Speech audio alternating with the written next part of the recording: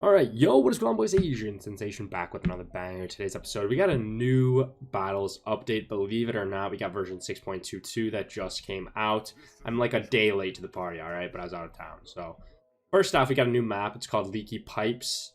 So that'll be interesting. I'll run through that after this, but I'll also just have some gameplay in the background for you guys while we go through all these updates. There's not a whole lot. Honestly, I think it's missing a lot too, but I haven't really had a chance to fully review this, so that's what we're going to do now. First change, blowback changes. Blowback weaken for all towers.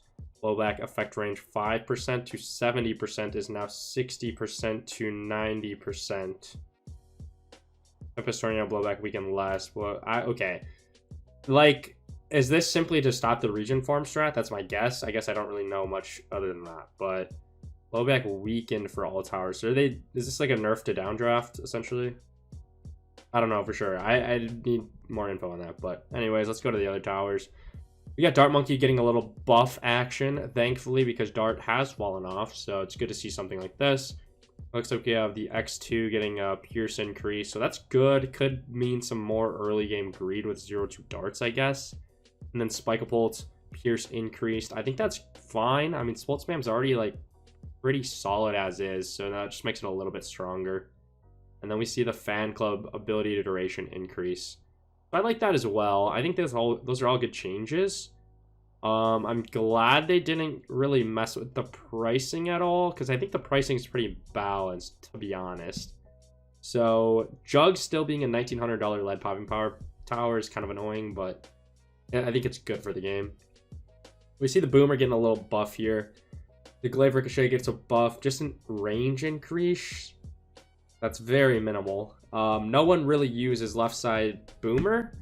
I mean, you'll maybe see some Glaive Lords for stuff like defending and balloon adjustment, but that's really like the only time you're going to see that upgrade used, more times than not. So not a great change, but I think maybe you could have, I don't know, maybe make the Glaive Lord cheaper, but I don't know, no one uses it. It's a tough spot. I do think Bionic Boomer could have had a slight price increase to maybe incentivize using the Ricochet more as well, but hard to say. Spike Factory getting 2 buffs as well, because that's probably the least used tower in the game. Seeing the Spike Mines get a price reduction to 9,000. That's going to make that a more viable counter to Cobra. If you have Spike Factory in your arsenal, going for a Spike Mines will counter adjustment quite well. Then we also see the Spike Storm price reduction. That's also good, because it was definitely too expensive for its worth. To see a decent increase, $700 down to 6,000. I like that. Wizard, also one of the worst towers in the game right now. It's getting a buff, a very, very minor buff at that. Dragon Breath Pierce increase. That's not really going to change much at all, but I guess it's better than nothing. I would have liked to see them decrease the Monkey Sense price. Unfortunately, we don't see that happening here. And I also would have liked for them to fix the lightning glitch. Basically, where your lightning attack for a 2x wizard always veers to the top right of the screen. So if you're on a map like Swamp, that's going to be very beneficial if you're on the right side, because that's going to target the end of the map. Whereas if you're on the left side, it's going to target like the middle of the map. So it's not even going to clean up for you, which is really annoying. So kind of sad that we didn't see that.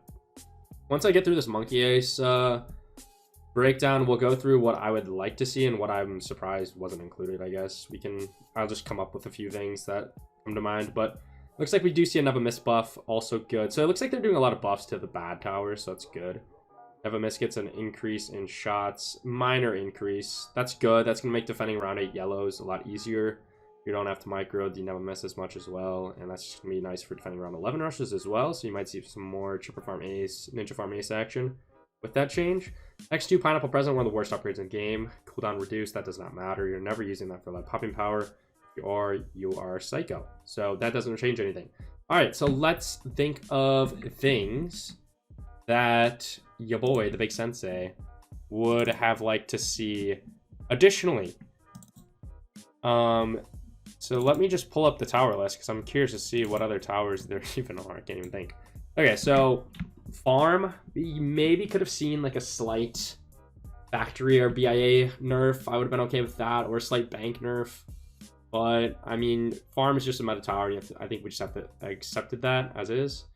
Balloon Chipper, I think it's just one of the hardest towers to balance. I think it's in an okay state right now, so we can leave that as is. Bomb Tower, I still think the Bloon Impact could use a buff. I'll say it.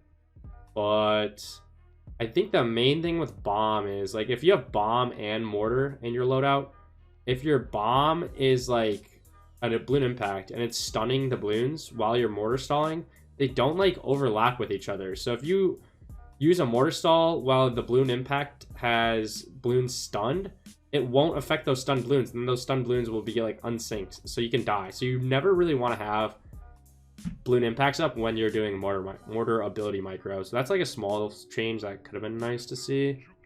Other than that, I mean, I think Bomb's in an okay spot. It's just hard. It's really only pretty much viable with Cobra these days, which is fine. I mean, it makes an incredible Cobra strategy, so that's okay. Buccaneer, did I want to see anything with the Buccaneer? I mean, the cannon ship sucks, but my only thing I would want to see with the Monkey Pirates would be for that to increase, like, the cannon ship attack speed or something like that, because no one's ever just sitting with, like, a X4 Buccaneer on the battlefield. It's literally just micro tower, micro ability.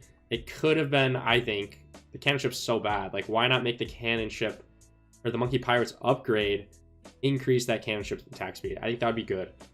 And then we also see no changes to Cobra. I think that's okay. Yeah, that's definitely okay. Dartling, that's fine. I guess maybe, yeah, I think Dartling's okay. Dart Monkey, we went over that. NG would have liked to maybe see one more nerf to the Balloon Trap, maybe, or the Sprockets. Increase the Sprocket price. I would have been fine with that too. Increasing either the Sprocket price or the Balloon Trap price would have been completely cool with me. Glue Gunner. This is one of the best towers in the game right now, and it did not get any nerfs. Please nerf Glue Splatter. $600 is way too cheap for that upgrade, for how freaking good it is. Other than that, maybe increase Glue Hose slightly, because nobody's using Glue Dissolver, no one's using Balloon Liquefier. Like, those upgrades suck. You gotta nerf the right side if you want to see more use in the left side. Ellie, I think we're okay there. It looks like they nerfed the downdraft, kind of, so that's fine. Ice Monkey, I would maybe argue an Ice Shard's nerf, but I don't know, man. Again, another hard tower to kind of balance. Ninja, I think we're okay there. Ninja is still really, really strong. Maybe a slight increase to the Jitsu price or something. I don't know. It's tough. Monkey Sub, I think we're okay there. As well as Village, Mortar. Sniper's still not really that good. I think buffing Sniper Farms is not a bad idea. And Cripple Moab. And then Super, I guess, could use a nerf too, because Ninja Glue Super is really good. But I think that's mainly because of how good Glue is. And then Tack Shooter, I think we're okay there. Maybe you could slightly decrease Ring of Fire, Maelstrom ability price. Or somehow make it so... Ooh, a good change would be... So you know how the Tack Sprayer is literally better Moab popping power than a Ring of Fire? That should not be the case. Alright? So change that. Make Ring of Fire do more Moab damage than Tack Sprayer. And that's about it. So... we'll leave it at that. This will be a shorter video, but I will be back posting. I have been just kind of out of the house for the past few weeks, and it's been very, very chaotic, but we are back. So stay tuned for more content. I'll get some BFP Coliseum content recorded today, but I hope you guys enjoyed today's video. If you have any kind of whatever you guys think about the update, let me know too. Like, what do you want to see? What are you glad that they did? You know, what any other things that come to mind, just let me know. But I'll see you guys in the next one. Peace.